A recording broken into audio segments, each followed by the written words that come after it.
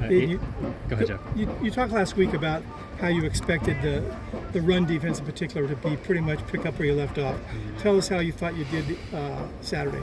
I think defense as a whole did a great job. I think, there's areas of improvement that we all want to work on. A little bit of miscommunication, things that we definitely are going to fix this week. But I think it was a great foothold. I think that's a great floor for us. The first game should be the floor, and, it should not be the ceiling. We should just continue to get better every single week.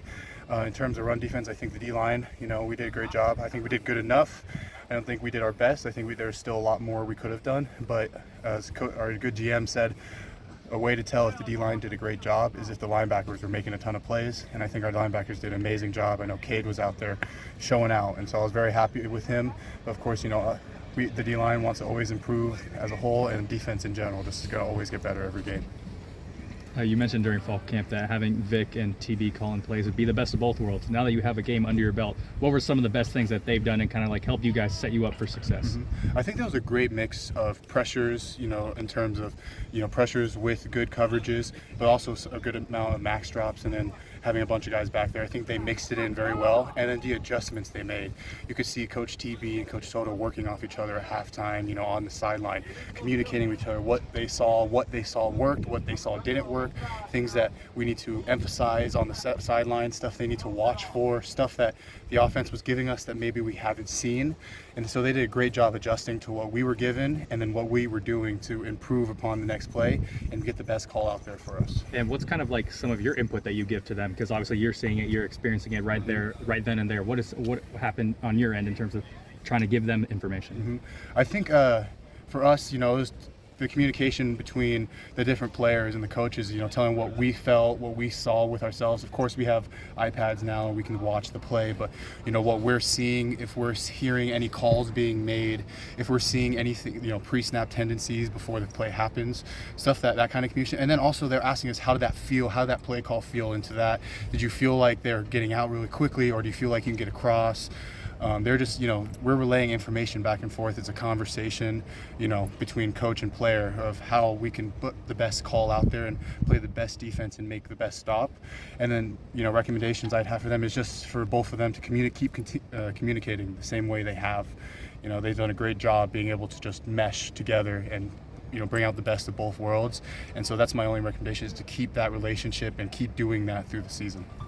Aidan, what have you seen so far on tape of Texas Southern? What sort of challenges may they present to you guys? They're a downhill team. They're big up front, big bodies. They like running the ball.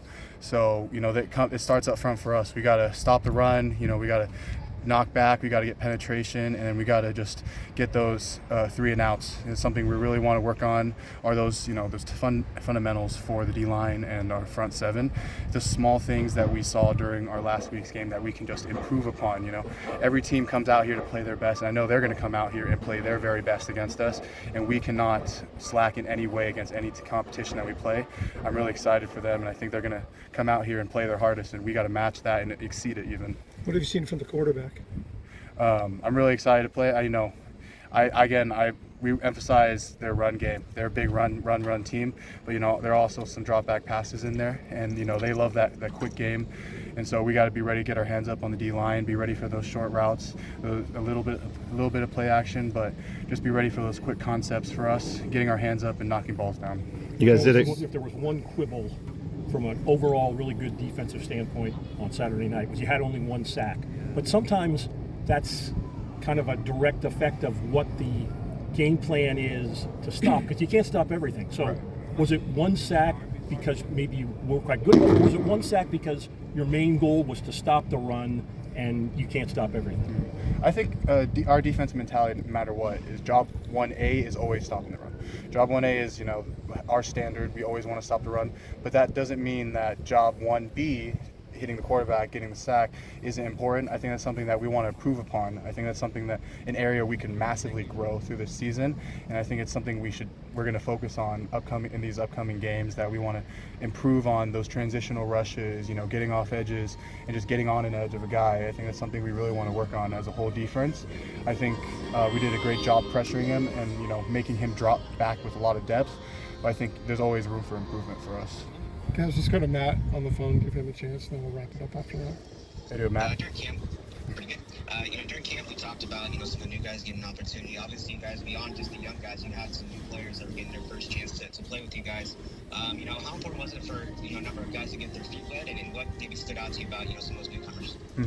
I think it was amazing. On the D line, we saw two guys, BJ and Michael Anthony, get their first snaps out there. I think it was great for them to dip their toe in, experience what a real game is versus practice. Because, when you get out there, the game is completely different than practice. It's faster, it's a lot more intense. There can be some anxiety. I know it's for people that haven't played on the field, it's the pressure and the stands, the people around you, especially in an away game. It could be a little scary, but in the end you got to make it like practice. And one thing that we like to emphasize is making practice a lot harder than games. And so if we push ourselves on this field a lot harder than we do, then that Saturday will be a lot easier for us. And then some of the guys that I was really emphasizing this offseason, TJ, you saw him, he did an amazing job. I think he's going to do amazing for us this entire year. And we have Ryan, I talked about Cade. A lot of people had him underrated, but I think he's going to be an unstoppable player for us. And I'm just really excited for what the rest of this season holds for all of those new guys and all those guys that are making their voices heard. Okay, final question for Aidan, anybody? Okay. All good? Thanks, Aidan. Thank you all. Thank you.